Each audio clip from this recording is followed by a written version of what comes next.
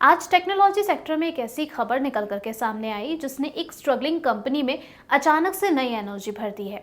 एक ऐसा नाम जिसे काफी समय से मार्केट ने इग्नोर किया था, अब वो नाम फिर से चर्चाओं में है। And the reason is government relief and expert का पॉजिटिव आउटलुक। नमस्कार, मैं हूं आपके साथ उर्वशी सिंह। तो चलिए समझते हैं पूरी स्टोरी डिटेल में। हम बात कर रहे हैं वोडाफोन आइडिया की, जहां हाल के दिनों में एक्टिविटी तेज होती दिख रही है।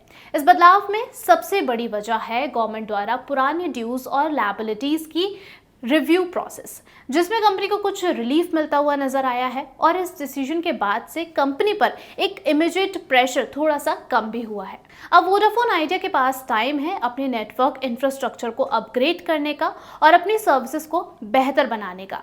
और यही बड़ा रीजन है कि कंपनी अब तेजी से नई टेक्नोलॉजी और एक्सपेंशन प्लान्स पर लगातार काम में जुट चुकी है। सोर्सेस के मुताबिक कंपनी फंडिंग रेज करने की कोशिश में है और इसके लिए बड़े इंस्टीट्यूशंस के साथ में लगातार बातचीत भी चल रही है, मीटिंग्स हो रही हैं। और अगर ये सक्सेसफुल होता है तो कंपनी के ऑपरेशंस और ग्रोथ प्रोस्पेक्टस को एक बड़ा बूस्ट भी मिल सकता है। और एक और पॉजिटिव फैक्टर यहाँ पर ये भी है कि ड्यूज रीपेमेंट को लेकर के फ्लेक्सिबिलिटी मिल रही है कंपनी को, जिससे कि कंपनी अपने डे टू डे ऑपरेशंस को ज्यादा एफिशिएंटली मैनेज कर पाएगी। अब सवाल उठता है कि एक्सपर्ट्स अचानक इतने पॉजिटिव क्यों हो गए? इसका सिंपल आंसर है क्लैरिटी।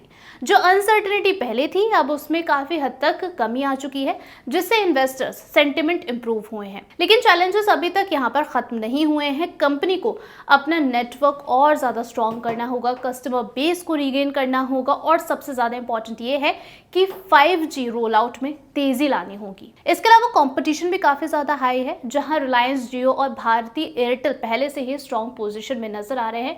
ओवरऑल देखा जाए तो वोडाफोन आइडिया के पास अब एक फ्रेश अपॉर्चुनिटी जरूर आई है, but the real test is start now. अगर कंपनी इस मौके को सही तरीके से एग्जीक्यूट करती है तो ये एक स्ट्रॉन्ग कमबैक स्टोरी बन सकती है। लेकिन अगर इसी कड़ी में एग्जीक्यूशन में कमी रहती है तो चैलेंजेस अभी भी बड़े बने हुए हैं कंपनी के लिए। और सबसे बड़ा सवाल ये है, क्या ये सिर्फ शॉर्ट टर्म बाउंस है या फिर लॉन्ग टर्म टर्नआउट की शुरुआत हो चुकी है?